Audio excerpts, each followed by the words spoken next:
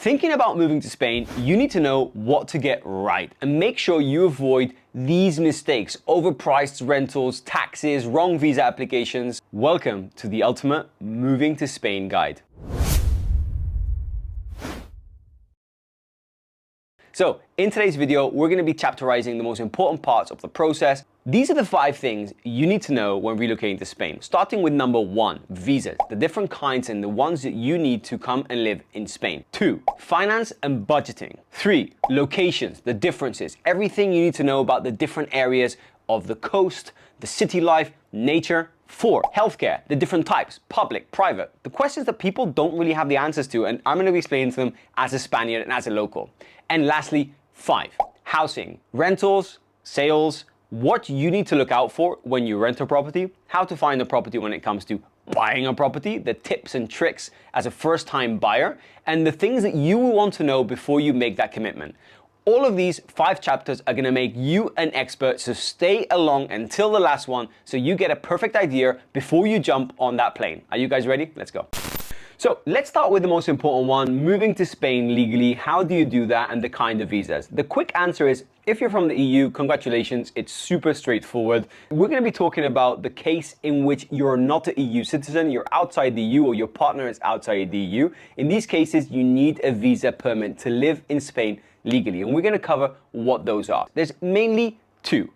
There are many other visas, by the way, but these are the most common type of visas for relocators or people that are coming to work in Spain. And by the way, if you want a full video breakdown of all the different types of visas, we recently did a video with Marta Fernandez on the YouTube channel that explains all the different kinds that are currently available. But in this video, because it would be too long, we're going to be covering the 2 main option. Let's go with the first one. The digital nomad visa has made headlines in the last years because it's a super popular one. With the rise of exactly that, digital nomads, people that can work essentially from anywhere with their online businesses or can work remotely from anywhere in the world, this visa is perfect. It's for those freelancers or employees that work for companies which are non-Spanish and where 80% of that business happens outside Spain. But there are some requirements, and these are the requirements. To have a minimum income of 33,000 euros if it's one person. If it's a couple, around 45,000 euros. If it's more than a couple with children, for example, it's 50% of that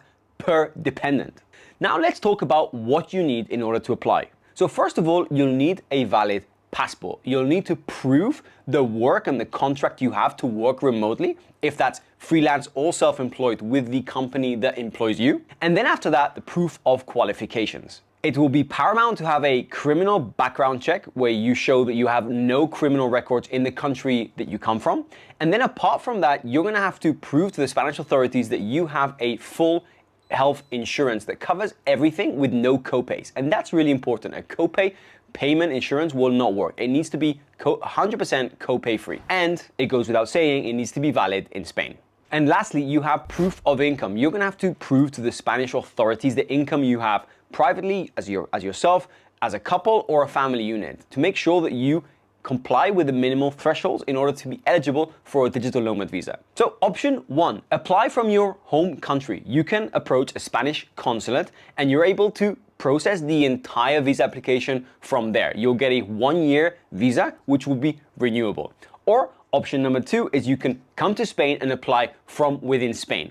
This is actually a very popular way of doing it because sometimes it can be faster. The most important thing is that it's not just for you, it's for you and your family unit. So if you are a family, the digital nomad visa would apply to yourself as the main applicant, but it will also apply for your whole family. All right, so it's time to talk about the second most important visa, and this one is the NLV, non-lucrative visa. It actually implies, what it says in its title. It's the visa that you'll need in order to come to Spain and not work in Spain. So you need to basically prove to the Spanish authorities that you don't need to work and that you can survive on your own means, your own income, which we're going to be talking about in a moment. This is a very popular visa application for relocators and especially retirees that, you might have a few rental properties in your home country, you have investments that are paying you dividends or paying you income, you don't actually have an income from work. It comes from businesses or your investments, as we said earlier. And in that case, NLV is perfect. You need to prove to the Spanish authorities that you have enough income to live in Spain without needing to work. And there are a threshold. So in the case of one person, it's 30,000 euros per person. And then for the second person, 36,000 euros. Now, it's really important that you are able to prove that the income source is from an investment, rental properties, and does not come from a work activity. This is going to be paramount in this kind of application. Now, let's talk about how you apply for it. It's a very straightforward application, and it's not that long of a process. I know a lot of you which are watching this video have maybe already applied for an NLV, and I'll be very interested to hear your comments in the section below, how your process was and how the journey was, because it's pretty straightforward as far as I hear it from our clients. So what you need is obviously a valid passport copy. This is going to be super important. Step number one. So you're also going to have a proof of income, the proof of income that shows what we just discussed, which is that you can live on your own accord. You can live without having to work. Then you're going to have to come up with a certificate that shows that you have no criminal record. So a criminal record certificate shows that in your home country, you've never engaged in any criminal activities. And then after that, you're going to have to come up with a health insurance. You need to prove to the Spanish authorities that you have a private health insurance with no co-pays like before, which means that your health needs will be covered on your own accord and your own costs. And finally, another requirement will be a medical certificate to say that you're healthy, that you're fit, and if you have any conditions, I'll have to mention it on that application. Okay, so that's the NLV visa in a nutshell, but how do you actually apply for it? Well, it's actually quite straightforward. You cannot apply from it within Spain. You need to apply from it from your whole home country within the consulate. This application will normally give you a 1-year renewable, and what people tend to do is at the end of that 1 year, you're able to renew the NLV, or you can ask for another visa. For example, if you wanted to work in Spain, you can try to change that type of visa into a working visa or a digital nomad visa or whatever other visa that you think is more in line with what you need. So who is this visa for? It's for the relocators, it's for the retirees, it's for different kind of profiles. It's a very straightforward visa to apply for. The only thing you need to keep in mind is the feedback we have from different clients from different nationalities is that different consulates have different times. So for example, we've heard that the US, in some states it's quite fast and in others it's quite slow. So it really depends where you are in the world. The consulate might have a big impact on how quick your NLV visa is processed. Right, so it's time to talk about money, talking about budgeting, the costs, everything you guys need to know on this aspect. We're going to be covering a bit of everything. We're going to start by talking about the relocation costs, how much it actually costs to come to Spain, relocate here with all your stuff. Then the ongoing cost, actually talk to you from a local. We're going to be talking about rent, purchase price, properties, grocery shopping, everything on ongoing costs. And then we're going to be talking about taxes in Spain and living in Spain with kids. So time to talk finances. So first up, getting to Spain is not free. It can cost you anywhere from 15 to 35,000 euros. And the main difference is going to be if you do things DIY yourself, all the applications, visa, paperwork, or you resort to local help. In Spain, there's a figure called gestorías and lawyers. Even though they can cost you a bit of money, they can be your best ally because they will cost you economically, but they will save you a hell of a headache. But let's go into it. So here are the costs you need to know about. Number one is visa fee applications. Visa fee applications varies from the different kind of visas you apply for, different consulates, and where you are in the world. But these fees vary from 50 to 150 euros per person. Number two is the flights. Traveling to Spain is not cheap. It can range anywhere from 500 to 900 euros per person, and this will really greatly depend on the season in which you're traveling, but also how many people you're traveling with. And this then takes me on to number three, which is your accommodation as soon as you arrive. As soon as you arrive in Spain, you're gonna need a temporal accommodation. Our recommendation is always to book in advance a stay of 2 or 3 weeks so you're not stressed in finding your next accommodation. An Airbnb or a hotel for a few weeks can cost you anywhere from 2 to 4,500 euros. This takes me on to number four. Number 4 is rental deposits. It depends on, again, where you are and what kind of property you go for. But in Spain, if you rent a property long-term, you're gonna have to confront a hell of a lot of costs. One of the most common ones are property deposits. Property deposits and payments towards agencies can be around 3 months of the rental price. So if you rent a property of 1,500 euros, expect to pay at least 4,500 to 5,000 euros in deposits to access the property. This takes me on to number 5. Number 5 is private health insurance. You're gonna have to make sure that you have private health insurance before you hit the ground, especially if it's one of your visa requirements. Health insurances in Spain vary, but generally speaking, on average, around 150 euros per person per month. Shipping your personal belongings. This can really vary depending on how much belongings you send to Spain. We did a video with Cass where she, we'll link it here, where she talks to us about her relocation to Spain, and she says that it was not worth it. Anyway, that's up to everyone. Maybe it's a good idea to keep all your belongings in a personal storage, especially furniture. Ship these smaller items which are more personal to you, like photos and small items which are easy to transport. Keep the big things at home until you settle and then decide to send those over at a later date. That's some really good advice. We'll link the video with Cass here so you can check it out, where she talks to us about relocating from Canada. Regardless, the cost of relocating or the cost of shipping a container or belongings can range from 10 to 15,000 euros. So keep that in mind.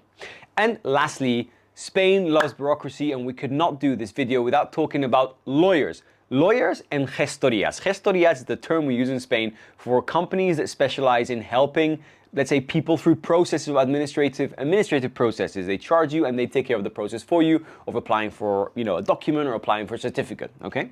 Spain is very bureaucratic, and it can be overwhelming for, relocators or people like yourselves that don't understand the language, don't understand the processes. So it's very nice to sort of, outsource this job and give it to someone which does it every single day. Lawyers can help from visa applications to the smallest local applications with your town hall. Now, these fees really range, but you need to buffer and keep them in mind. It can be anywhere from 1,000 to 5,000 euros. So with all of this in mind, your relocation cost or your cost of getting to Spain can be anywhere from a few thousand euros, 5-6 grand, all the way up to 35 and 40,000 euros. So I know it really depends on every case scenario, but make sure that you make a list of what you're going to be sending over, what needs to be done, create maybe an easy spreadsheet, and add all those costs in there so you're not negatively surprised when it comes to having to pay. So now this brings us onto the cost of living in Spain. We've talked about how much it costs to come to Spain, and now you have your boots on ground. What can you expect when you live here? Everything from sort of grocery shopping to the day-to-day things in Spain. Let's start with the most important ones. So, spoiler alert, it really depends where you live in Spain. There is a massive difference living central Madrid, Barcelona, living coastal, or living in the nature. And this is what we're going to be sort of touching on today. Let's start with the first cost, which is rent. Now, again, rent depends where. In a place like, Madrid, a typical apartment on average of 2-bed will be at least 1,500 euros all the way up to 3,500 euros.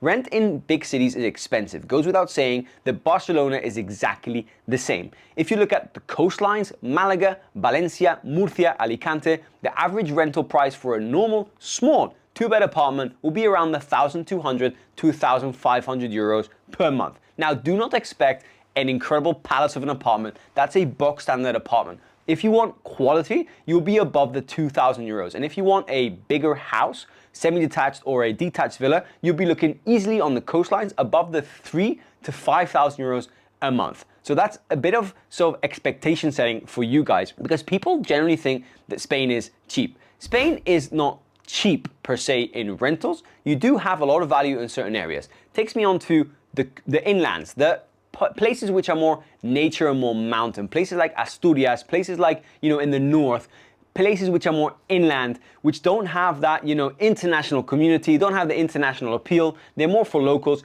That's where you'll find some real good rental opportunities. And rental prices in places like these in the inlands can range from 800 euros to 1,200 euros per month on average for a nice 2-bed apartment. And in these locations, 2,000 euros a month goes a long way, and you'll even be able to get some amazing detached villas, and sometimes with a pool. A great tip for you guys to find rental options is to use our property portals in Spain.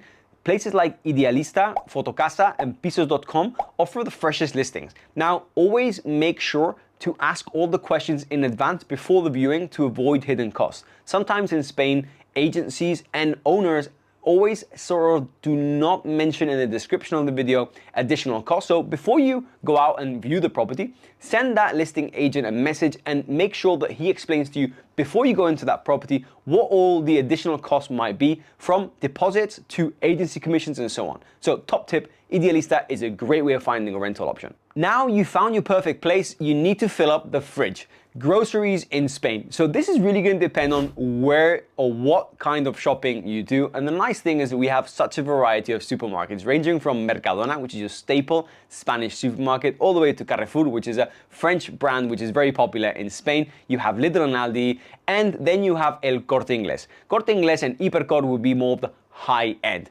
This really depends on how many people you are at your household. On average, for a normal family household in Spain, shopping groceries will be anywhere from 300 euros per person all the way up to 650 euros per person, depending on the kind of shopping you do.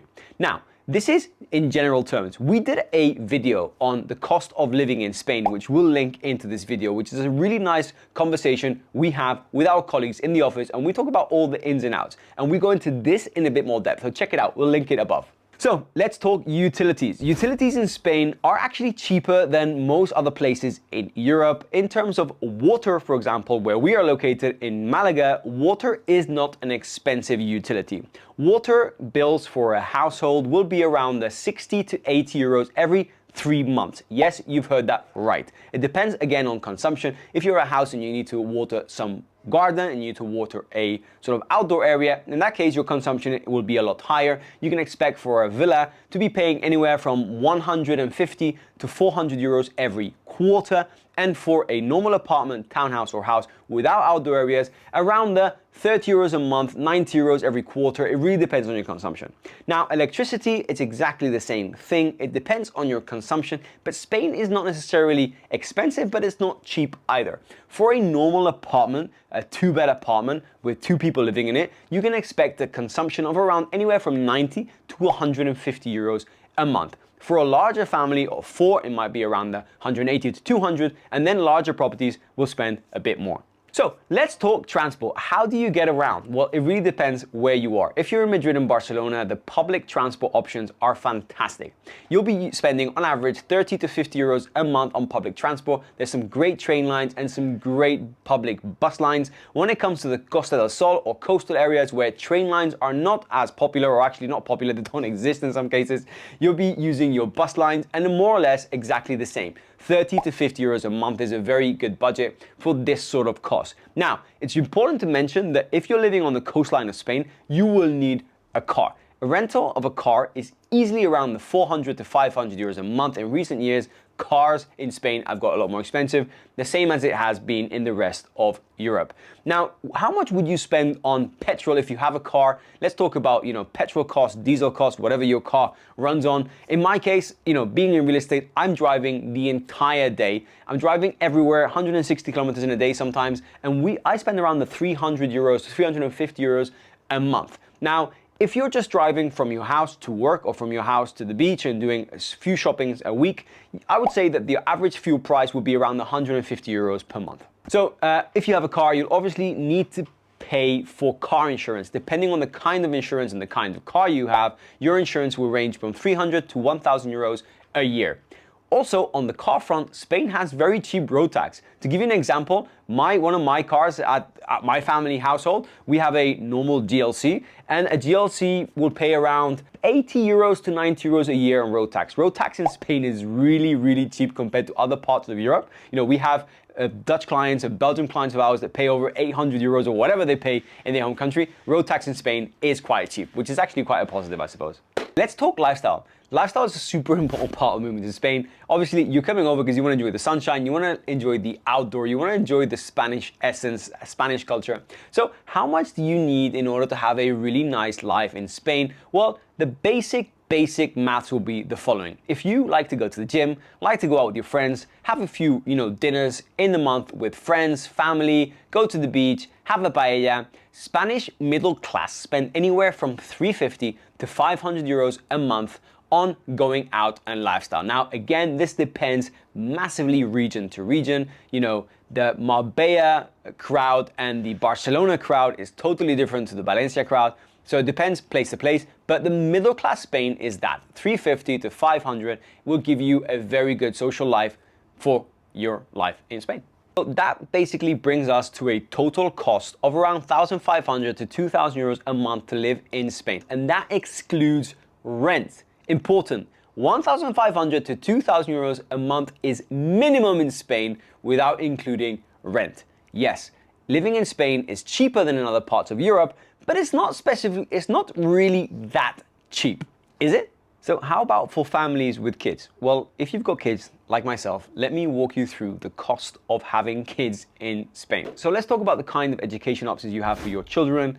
In Spain, you have two options. You have the public schools and you have the private school. Obviously, public schools in Spain are completely free, and this is a massive advantage. You get a very, very good education for your kids, but it's in Spanish. There's no international or no English speaking Spanish public school. They will all be Spanish and they cost you zero, nada. So that's free.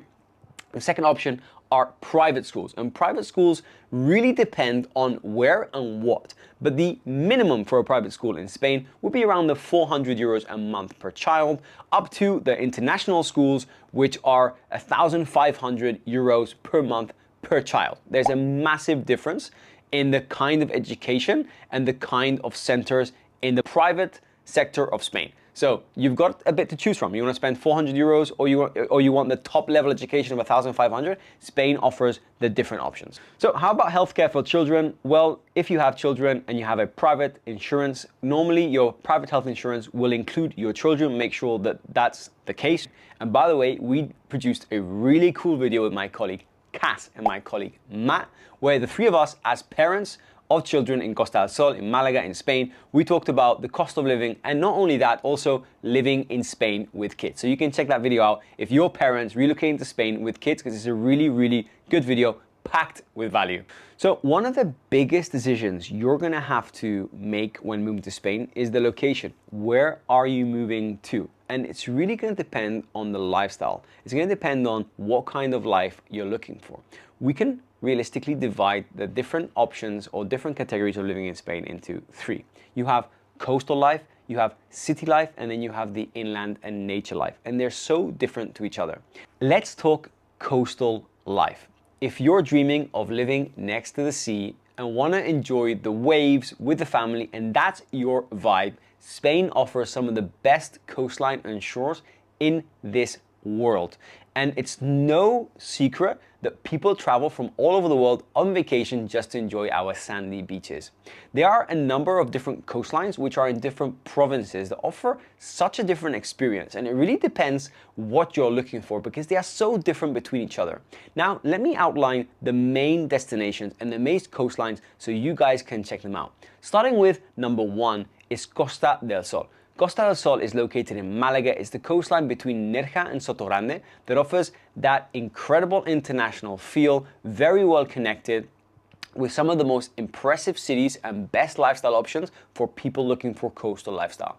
After Costa del Sol, in order of famousness, or how would you say it, in order of popularity, it will be Costa Blanca. Costa Blanca is located in the region of Valencia, Alicante, and Costa Blanca is a huge stretch of coastline that offers a real Mediterranean feel, very well connected as well, has a bit of a mix of city life with coastline life, and is one of the most popular destinations for relocators alongside Costa del Sol.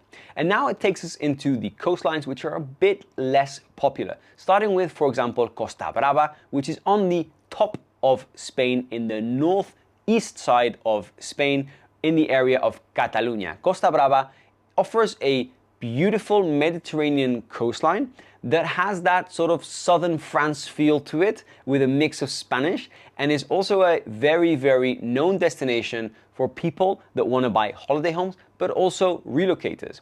One of the last ones which needs to be mentioned is Costa de la Luz. Where is Costa de la Luz? You might have never heard of it because it's really not as popular as Costa del Sol. It's located in our beautiful Atlantic coastline of Cádiz. Cádiz is stunning and Costa de la Luz is beautiful. It offers some of the best beaches in Spain, including places like Tarifa, Barbate, Zara de los Atunes. But not only that, Costa de la Luz offers a very, very traditional lifestyle where you will not have as much of an international community as you have in places like Costa del Sol. So it's a lot more Spanish. If you are moving to Spain not speaking English, you'll have a harder time in Costa de Luz than in Costa del Sol, for example. So those are the main differences. It still has a long way to go when it comes to infrastructure growth, but the coastlines of Costa del Sol are slowly merging with Costa de Luz, which is actually something quite interesting. So now we've talked about the different coastlines. Now let's talk about city life. It's such a difference when it comes from living in the city and living on the coast. The main cities in Spain are the following. You have Madrid, our capital. Madrid is a unique city, not only in Spain, but also in Europe. Apart from being the main city in Spain, Madrid offers that perfect cosmopolitan life. You have the extra radius of Madrid and then the old center. Madrid has that refined Spanish feel, very well connected with very, very good life all year round. The difference between the city life and coast life, especially with Madrid, is that you get colder winters and hotter summers. So it's very normal that in these different sort of areas, in these different areas of Madrid specifically, people normally avoid these cities in summer and come down to the coast in the summer season. Now, Madrid is great for families. Madrid is also good for younger relocators, for people which are looking for more of a vibe, looking more of a cosmopolitan feel. Madrid has that Spanish essence, but with that cosmopolitan twist. Now, obviously, Madrid does not have a shoreline, but there's some very nice mountains around Madrid and some very nice nature escapes around the city of Madrid. So definitely one of the top locations when it comes to city life in Spain. The second city is Barcelona. Barcelona is very different to Madrid. Why? Because it's a coastal city. It's a beautiful cosmopolitan city on the beach, on the Mediterranean coastline. It's very artistic, it's really authentic, and just walking through its streets will give you a unique feeling. It's for everyone, I would say. It's for people which are looking to relocate with younger kids, great for families, but also a great place to retire or a great place to spend a few years. I think for people that are looking to live in Barcelona, it's a bit more of a relaxed vibe when compared to Madrid. Madrid can become a bit more, let's say, formal, and Barcelona's a bit more laid back. That's the general vibe between Barcelona and Madrid. If you want a more laid back vibe, then we talk about Valencia. Valencia is our third city destination when it comes to Spain, and Barcelona is in Costa Blanca. It's a city on the beach, on the Mediterranean coastline, and also is great for families and also great for relocators. The third category are inland destinations, places which are a bit more nature focused, very different to city life and coastal life. We come across places like Asturias, Galicia, Navarra. This is for people that love nature, people that don't want the city, people that don't want coastlines, people that want to live in these unique rustic locations. It's a total different vibe to the cities and the coastline because of the people that live there. The small towns are different, the cities are different, the vibe is different, the culture is different. The pace is also slower.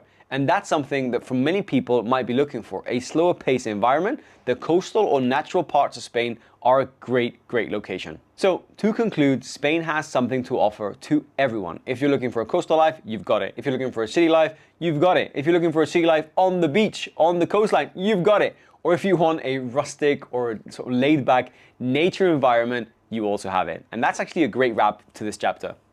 Now let's talk about number 4. So let's talk public healthcare in Spain. If you're moving to Spain, you want to make sure that you and your loved ones are covered. What I mean by that is that you want to make sure that if something happens to you or you need some sort of operation, you get sick, you want to just go in for a GP consultation, that you are covered and have that stress-free feeling. So in Spain, you'd have 2 different options. You have the public healthcare and you have the private healthcare. Let's start talking about the public healthcare. Public healthcare in Spain is ranked as one of the top healthcare systems in Europe. And that's actually something which a lot of people are surprised about. Spain has a great healthcare system. There are essentially two ways to access public healthcare in Spain.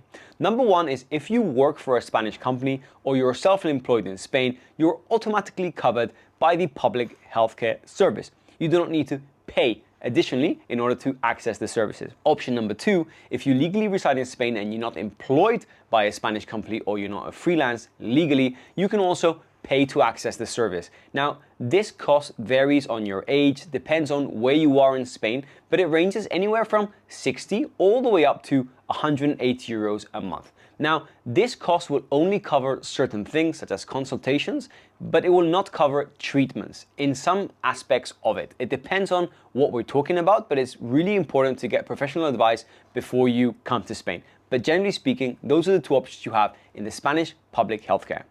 That takes us onto private healthcare. Private healthcare has become ever increasingly more popular in Spain, and especially when it comes to relocators, as in some cases you are required with your visa application to have a private health insurance. Private healthcares in Spain are scattered around, and you have two kinds of services or two kinds of establishments. You have the private hospitals, and then you have the private clinics. Private hospitals, centers like Quirón, among others like Hospiten, are scattered around Spain and offer a variety of different specialties from, the most basic to the most complex, and do everything from small consultations to big operations. Healthcare insurances normally cover access to these private institutions.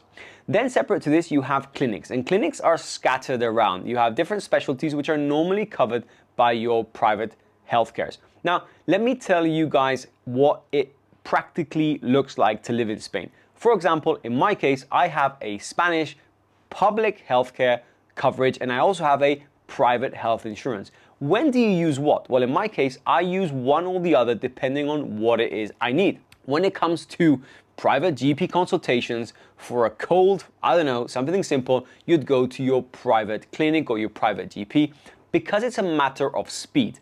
Although the Spanish public healthcare is great, it can be very slow with very long waiting times. So even Spaniards like myself opt to private health insurance for small matters. And then when it comes to the bigger matters, normally the best surgeons or the best doctors and specialties operate in public clinics. So if it's something more serious, you normally get derived or you go to the public healthcare.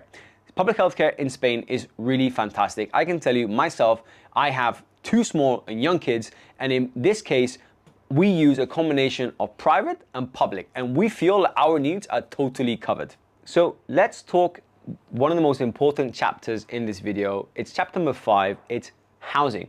Housing is critical. Moving to Spain, we've covered the different kind of visas, the cost of moving over, we've talked about healthcare, schools, and we've covered a lot of terrain already. Now let's talk about housing.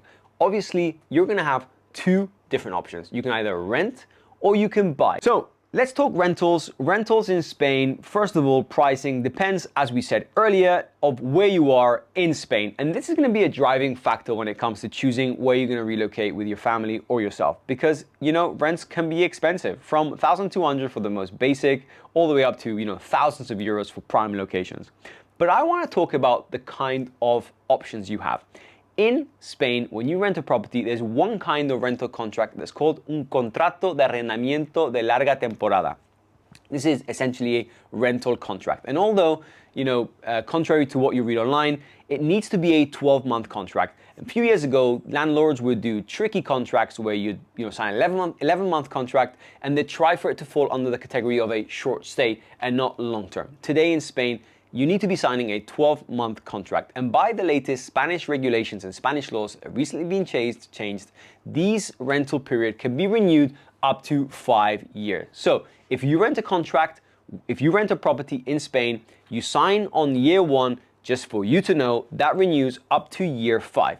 Can the price just go up at the will and mercy of the landlord? No. Spanish landlords are limited by how they can increase rental prices, and it needs to be very well determined at the beginning of the contract.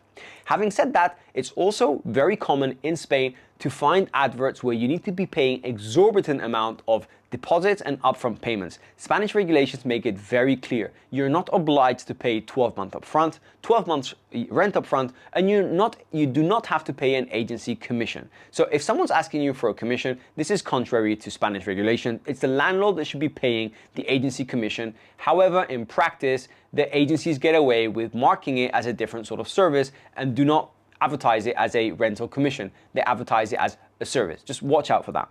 Now, this takes us on to buying. Now, what should you do? Should you buy or should you rent? Well, the reality is if you know what you want to buy and you know exactly the areas you want to live in and you have a very clear picture of everything you want, my recommendation to clients is buy. There's no harm in renting until you find the right thing. You know, with Spain, as of the moment of recording this video in 2025, year on year, prices are increasing quite substantially. In some areas, 10%. So, you know, not buying a property, you know, now and buying it next year can, you know, result in an increase on average of 8 to 10%, depends where you are in Spain. Just keep that in mind. But if you're not sure about the locations and you're not sure about the areas, our recommendation is always to rent a place and really scout the areas before you make that big commitment. How do you find a property? We've done so many videos on our High Homes YouTube channel where we talk about the ins and outs on how to buy a property, you know, legal advice, expert talks. You can check all our playlists on the High Homes YouTube channel. But let me give you the main outlines of what you guys need to be looking for. The first thing is, in Spain, when you buy a property, you buy it freehold. Yes, that's right. There is no other way in Spain than buying a property than freehold. You need to make sure when you're buying a property that everything is crystal clear from the moment you're viewing the property all the way throughout. But let's say you find that perfect property. Property prices in Spain vary from 4,000 up to 8,000 euro per square meter, depending on the location you're buying in. Now, if you've been around and you found that perfect property, my advice to you guys is always to use a good, number one, agent to help you, run through the market, navigate the market. And number two, a very good lawyer to help you make sure that the property you're buying is fully legal and has no sort of issues around it. So you're in the clear when you sign title deed. We did a video on the top mistakes buyers make when they buy a property, which we'll link here, which actually outlines the top mistakes rookies make when they come to the market and they don't know how Spain works. So check it out. So here are the top 3 tips you guys need to know about before you make a move and buy a property in Spain. Number 1 is know your numbers, and number 2 is timeline. Now, let me tell you what I mean by know your numbers. In Spain, buying property comes with purchase costs and purchase taxes. Know them all depending on where you are in Spain. If you're in Madrid, it's different to Andalusia. You have transfer tax, VAT, lawyer fees, registry fees, notary fees. It can range from 9 all the way to 13%. So make sure that when you're scouting for properties, you take that into account with your budget. If your budget's 500,000 euros all in, it might be that you need to search for properties around the 450,000 euro mark, not 500,000 euro mark. That's a really important one. Number 2 is timeline. Understand your timeline of purchase and exit, because it could be that you're buying a property now that's your first property in Spain. If that's the case, your angle on the investment should be a bit different. Are you buying a property to live in it for the next 10 years? Are you buying a property for the next 20 years?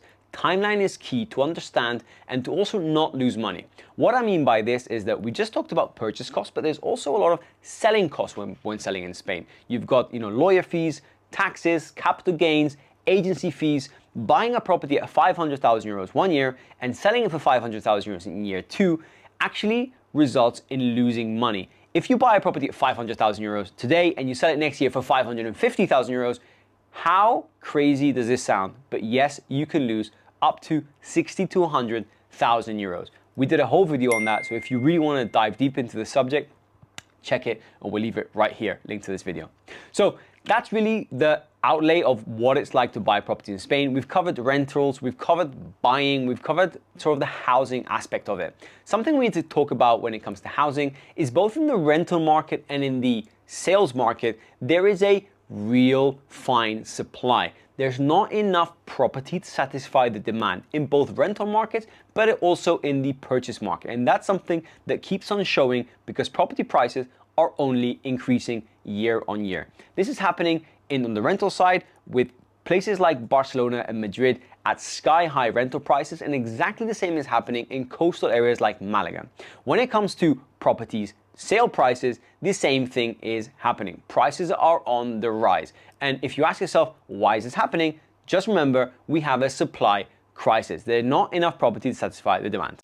Guys, so that's it. We hope you enjoyed it. We'd love to know if you watched until the end of the video, so comment below. We'd love to hear your feedback on what we've discussed. If there's anything that you think we might have missed. Now, for you guys which are watching this video, which are about to relocate or relocating, congratulations. It's one of the most amazing things that you're about to do. Check out our playlist on the High Homes YouTube channel, where we have so many good, valuable videos that cover so much of the important questions that you guys ask yourself when moving to Spain. We try to make our channel a useful resource or a useful sort of source of tools for people like yourselves. So check out our playlist on expert talks, Costa insights, and much more. Having said that, if you want to stay posted with content just like this regarding property in Spain, property news, Costa del Sol, and everything regarding real estate in Spain, subscribe to the High Homes YouTube channel and like this video so we know we're doing a great job. And like always, press the bell button if you want to be notified every time a video like this comes out. And remember guys, in real estate, knowledge is your best investment. So wherever you are, if it's morning, day, or the evening, anywhere in the world, from High Homes, hasta luego.